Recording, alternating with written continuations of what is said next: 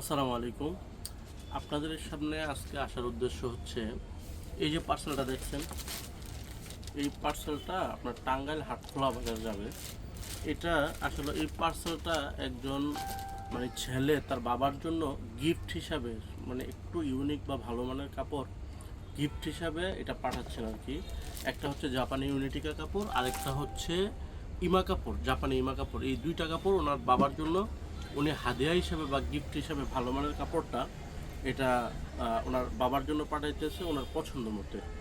জাপানি ইমা কাপড়টা হচ্ছে, এদিকে আসো, এই যে ইমা কাপড়টা দাও তো। জাপানি ইমা কাপড়টা হচ্ছে এই কাপড়টা আর কি। আর আরেকটা হচ্ছে জাপানি ইউনিটিকা কাপড়, এই যে এই কাপড়টা।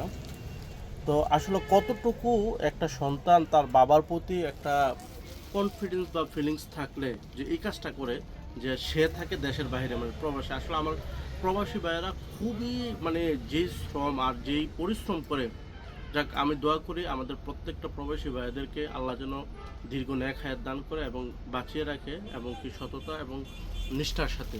তো এই কাপড়গুলা উনি ওনার বাবার জন্য পাঠাইছে। আসলে আমি কি বলবো, যে এরকম ছেলেরা আসলে এখনো আছে, যে বাবার জন্য মায়ের জন্য মন খুলে কিছু করতে চায়।